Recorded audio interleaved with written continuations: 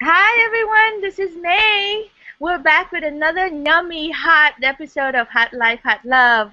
How do we keep it hot while we are juggling being a mom, in new relationship, having a career or a business that we are passionately growing together. And today we have Jessica Hadari, the most loveliest and wonderful, talented woman of the Bay Area. She is the founder of FemTalks and just the love of so many of us. We just love and adore you, Jessica, and so glad that you're here. And we're going to talk about that whole balancing between being a mom, entrepreneur, a community leader, holding a huge community, and also balancing our own self-care and needs, and how do we keep it hot. Yay, come on in. So, tell them a little bit about yourself, sweetie, so that they know a little something personal about you so they can connect to you. Thank you. Thank you so much for having me here with you today and saying such sweet things about me. So I think my job is to showcase the brilliance of women and support women to create waves of change. And so the way that I do that is by putting over 50 women on the stage every year. I had a vision a while back of just, I knew so many amazing women healers and teachers, and I just wanted them all to meet one another, and so I started creating these events for them all to meet and connect and collaborate, and so that's turned into a series of events called the Miracle Salon. Some people call it FemTalks, which is the name of an organization of women healers and leaders that I founded. And I just love creating space for women to step on stage and into the spotlight, and I really believe that every woman healer is a thought leader. Awesome. Thank you. Welcome. I'm so glad that you're here. And well, I was going to introduce you, Luke, before you jump in. Okay. So this is Lucas Roy Lehman, my collaborator, my hot collaborator, and he is a sexual healer working with divorced moms who are, healing their sexual shame and trauma from their previous marriage and sexual relationship. So glad that you're here also. I love having you as my co-partner in these conversations with all of us women. Well, thanks. The man very well. I just wanted to speak to what a privilege it was to be one of two men among the 50 or 60 or 70 women at that event last night. So just the energy and love in the space is really beautiful, and so I felt really honored to be invited into that space. Thank you. Yeah, thank you. You're one of the few men that's ever been able to see the internal workings of FemTalks. I had to go to bat for you, Lucas. Anyway, but so this is why we're here. I wanted to talk about, how do us moms, divorced moms, do it all and do it in a way that is super hot and fun. So what? Let's just start with defining what's hot for you, Jessica, in your world, in your life. What does hot mean for you? I think hot means for me, for myself, kind of having to do with nobody else around me, men or women. I think it's the deep listening that I allow myself to do, and that's really been a journey in and of itself, but the deep listening that I allow myself to do around my libidinous desires, like the desires of my life force, like what is my life force desiring, whether it's to take a nap or to take a bath, which for me are both very sensual experiences and often where I get some of my best ideas and my creativity turns on. Yeah. And of course, my desire to feel erotic pleasure, absolutely, and the permission I give myself, even during the day, even during the workday, to pleasure myself as a way to kind of reset when I'm kind of in my head too much. So I think what's hot for me is just that my relationship with my desires, and I think my willingness to satiate those desires in ways that serve my business and my productivity. I want to go, whee! Because, I mean, right out of the gate, you know, like you're talking about hotness from the body, from the desire, from the loin, the down there area, you know, like right there.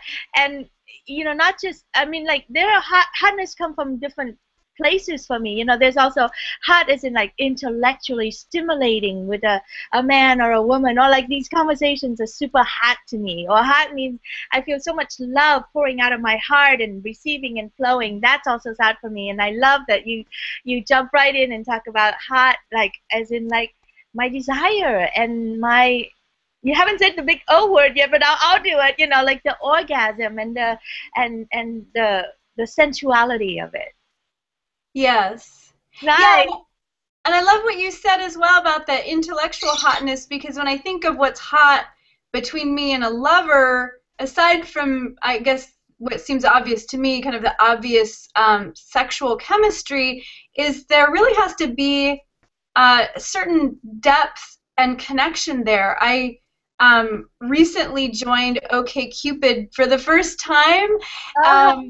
And it's been really, yeah, it's been so interesting to just notice as conversations arise, like which ones seem attractive to me, and they're always the men that seem very open and adamant about dropping in really deeply and having an exchange of ideals and philosophies and conversation, banter. So I noticed that I'm no longer as turned on by promiscuity. I am very turned on by the a 9-inch cock doesn't turn you on. What was that? The images of a 9-inch cock doesn't turn you on, like how? Well, I have at least 10-inch of my own. You know, of a lover of mine. So yeah, it does. That definitely turns me on. Well, it's interesting though. I think what you said, like even in regard to the OkCupid, is what you're speaking to. What I'm hearing is that hot life is an integration of our sexuality and your values and your heart and your intellect. It's like it's all of those turned on makes it hot. So it's not just the pelvic area, it's not just the brain, it's not just the heart, but all of those alive and integrated and working together consciously. That's what makes a hot life. Yes, that's beautifully said, beautifully put.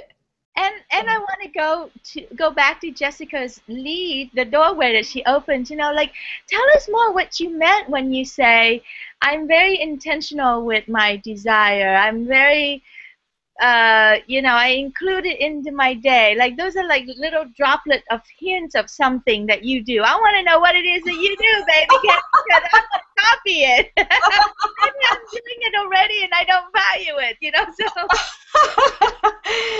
So I always say that I was sharing this with you earlier. I always say that my orgasms are part of my business plan or part of my business strategy. So keep that. Orgasm is part of my business plan strategy. It's like, do you go to the bank and get loans with that statement on your business plan? Yeah, I just, you know, what I notice is that most of my work days are either filled with, you know, computer stuff, emails, coordinating stuff for my events or collaborations that I'm a part of, or phone conversations around the same thing with clients or with collaborators. So both of those things kind of leave me feeling very full in a way sometimes that I actually need to switch gears. And so I usually try to, like, every couple of hours, maybe every 3 or 4 hours at the most, do something. It might be something as simple as taking a walk, but sometimes it's more like I need to take a bath. Like I need to reset my entire nervous system so that my next call or my next communication, I can be fully present and not be giving from like an empty cup, you know, because I already gave to the 2 clients earlier in the day or whatever. And so one of the other things that I love to do is also pleasure myself. Like I'll actually, you know, my office is in my home. Like this is my office. It's beautiful. And so I'm here, and so I'll actually, just like taking a nap or a bath, you know, for me, having an orgasm not only resets my nervous system because of the release that happens, or even if there's no release, just there is something very cleansing about that experience, but I also will use it as a visioning exercise where I actually imagine how many women I want to attract to my upcoming event, or the kind of the feel, the ecstatic quality, or the joy, or the sense of celebration that I want to be present at the event. So I use it as a manifestation tool. Woo! That so far is the best manifestation tool I've heard in the whole entire. Is it possible to get a live Hangout demo? Only if you and I join in. Oh, that's super. That's super. That would be a totally different show. That's super hot. That would be hot. Now that would be hot. Wait, I just want to pause for a second. Go ahead, honey. I just want to pause for a second. In terms of super hot, I just want to plug our upcoming event in Pleasanton on August 2nd and 3rd. May and I will be live on stage bringing it to you. So come check us out. Come to hotlifehotlove.com and register for our event. I think there's only a few seats left, so come register and be a part of a hot weekend. Oh, thank you. Oh, thank you for putting it right in there. That's great. And we want to make sure that you all know that, you know, before you can get to that really sizzling hot, that most people, when they see the name Hot Life, Hot Love, they think it's hot sex. Before you can even get there, you got to have a really strong foundation with yourself and a lot of love and a lot of safety. So that's what we'll be creating for you, showing you how to create lots of love and safety for yourself, so that if that's something that you want, your life to be hotter and have more passion and more orgasm as part of your business plan, that you'll be ready for that. So it will be totally safe and yummy and sweet and powerful. So, Jessica, so I love it. So, you know, what I got from what you just said is, like, I have to say, I've been a little unconscious about that. Like, I feel that, and I do that to what you just said. Like today, before our show, I'm actually exhausted from speaking on your stage last night, and so I had to take a nap, and I lay down, and I had 20 minutes, and I was like, I really want to pleasure myself and have a nap so that I can be ready for this conversation. But I was like looking at time, and like, 20 minutes, that's going to take about 8 minutes or so. I don't know. I need to really sleep. So I was like, I'm going to wait until after the hangout and then go and pleasure myself and take another nap. So I slept instead. So there's a constant, for me, it's like, do I have time for that? Yeah, you know, I'm very, to speak to that, because that's one of the things that I work with my clients around, because you know, one of the cool things about having a kid is the restriction on time in the day, especially when they're little. My son's 12 now, but when he was little and was only at preschool or kindergarten or whatever for part of the day, it's like I had to get stuff done in such a short period of time. But what at first was a frustration and like just a little bit of a frustrating thing, eventually I had this aha moment where I was like, wow, I'm actually way more productive when I have time constraints. Yeah. And so I actually have kind of kept that up, and that after a certain point in the evening, like unless it's a very special circumstance, it's like I don't ever do evening clients or evening business calls. And that's my own personal thing, because I just know that I'm not as productive at that time of the day. So I actually have built in my own constraints and a lot of space around my calls and stuff like that, so that everything isn't so crammed. But I love that it sounds like, May, you have time to take it out before and after and pleasure yourself after. So it sounds like you also have space, and I just make a conscious effort to focus on creating space in my schedule, because I'm not very happy when everything feels all crammed together. But you know, I have to say, I when you say, you know, when you're pleasuring yourself and you imagine a full room, oh God, there's another layer of shame and embarrassment. It's like, oh, can I really do that? I mean, isn't that kind of like some weird, you know, I don't know what old tape was going on then. And so I want to like bust that up with you. You know, it's like, oh, tell us a little bit more about that part, Jessica, of how like you know, like that is part of manifestation instead of that's dirty pornography, or I don't know, there's some judgment that I have going on. Well, there. she's not imagining everybody in the full room masturbating with her. Well, I noticed a while back, you know, my natural sexual fantasies that I would have from, you know, like teenager onward, there's always some kind of power play involved, often where I'm like a harem girl or a slave, or there's something like that. I can't believe I'm sharing this right now. My I'll be with you. But what I noticed is that the energy behind that, as wonderful as those are to fantasize about, there was an element of oppression.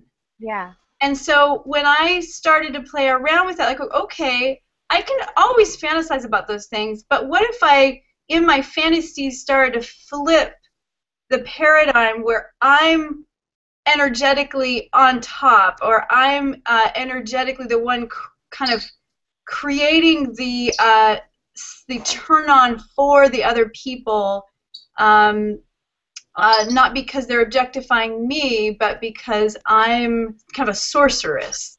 Yeah, like you're the creator of this event rather than the victim of this event. Right, and I think that really that reframe had ripple effects into my ability to manifest money, definitely enrollment for my events, and also at the time that I was really exploring with this, when I first started exploring with this, I was dealing with a lot of illness, so I was feeling very much the victim of like my own body and illness and working through that, so it was really powerful in my healing of money, health, to do this reframe. And I think it's a lifelong process. It's not like a switch. I'm healed forever and I have no more growth to do, you know. But I continue to play around with it and to notice when that ability to be the sorceress comes easily to me, and when I have to work really hard to be her.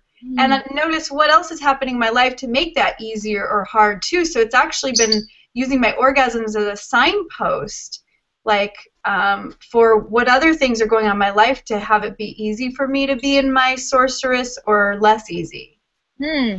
Fascinating, Lucas. I have to make some room for you in here. Like as a tantric master, energy master, it's like, do you have some wisdom on this? I'm sure you do. well, what she's saying just so thank you. It so speaks to the conversation that we were having about the priestess energy sourcing from sexual power, life force energy, and so Jessica is really demonstrating the kind of the alchemy of sex and sexual energy. And yes, there's the orgasm part, but then there's also this part of like moving up through her heart and moving up through her intention and really becoming one with universal energy that she's creating. That's the priestess power, right? And then from that place, it's an alignment with the universe. So the thoughts of what she wants are going to be actually what the universe is wanting to manifest through her. So, and that's how power works, right? When we have the most power, it feels like we're not doing anything. It's just our intention, and then the waters sort of part. So I think we have a high priestess sitting here with us today. Thank you. That's amazing. This is why I keep him around. He's so amazing. Oh, I love it. I think I hadn't expected the conversation to go to such a powerful spiritual place. And, you know, I was just kind of like thinking about, wow, as hardworking moms that we are, juggling between kids and work and cooking and all the other stuff, like, when do you have time for a little release, a little pleasure? So I was looking at it from a very practical standpoint, you know, like, how do you even put it in? And here's another thing that I'm actually working on for myself and my daughter too, is like, how do I encourage her to masturbate, to self-pleasure? I have a 13-year-old girl, right? And we actually live in a in different household, and, you know, but when she's with me, we actually sleep in the same bed, in the same bedroom. And so it's like there's an intimacy there, but then it doesn't allow us private space to do those kind of things. So I'm just kind of like, as a mom, I'm looking at this thing, and I have been very open to my daughter about sexuality and what I encourage her to do and not do and all this stuff. So she's thinking about these things, right? But man, when I tried to approach the subject of, like, you know, have you thought about masturbation and what do you think about doing that? She looked at me with the most incredulous eyes, like, Mom, that is so inappropriate. Don't talk to me about that. And I'm like, so how about leading by example, Mom? I heard you say that you're not even making time in your life for it. So no, like, well, I think she would totally reject me. That's the thing. Like, I would be so up for the game of, like, going, hey, we're under the cover, you're on that side of the bed. No, that's not what I meant. That's not what I meant. No, here's the thing. I don't know how to do this. No, I mean leading by example just in your own life, that energetically, you know, when you said, how do I even have time for it? I think that this is so what we're talking about in our workshops, how the peasant thinks, I got to get to the end of my to-do list before I have time to be the priestess, rather than stepping into the priestess actually makes the life of the peasant so much easier. Yeah, that's beautiful. That was so well put as well. But I will say, May, because I have a 12-year-old son, and I'm really happy that it seems like he talks to his dad about stuff. It sounds like they have their little man chats. And I also have noticed, you know, for a woman who is as sexually open as I am and sex positive, I've been really surprised at my own awkwardness around that subject with him. And so I guess I'm just really grateful for the men that are in his life, and I'm actually in conversation with them, because one of the things that we want to talk to him about is just porn, especially, you know, he has his own computer with the internet, everything. It's so accessible, because I do have a desire, while I don't necessarily think that porn is bad, I really want him to develop his own fantasy landscape and develop his sexuality based on his personal experiences, as being maybe a more rich part of his sexuality than based only on, like, what he might come across on the internet as he gets older.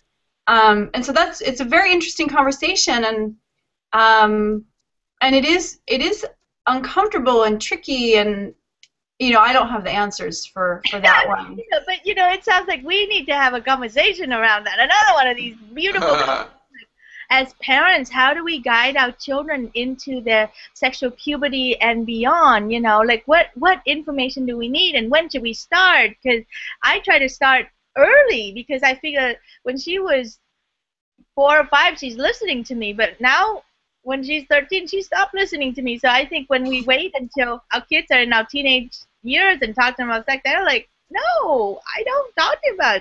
Anyway, that's such a big conversation, and we're almost out of time actually. It goes so fast. It goes so fast. And Jessica, do you have how do people find you? Do you have any yummy stuff that you'd like to invite people to connect with you about? Oh, absolutely. If there are any women watching this that feel compelled to come to a FemTalks event, to come to one of the Miracle Salons, she can visit femtalks.org, and right there on the opening page is a way to just pick up a free ticket. And then we also, yeah, just it'll be fun to kind of tool around the website, because we also are continuously doing, classes and things, hangouts like this for women that don't live in the area.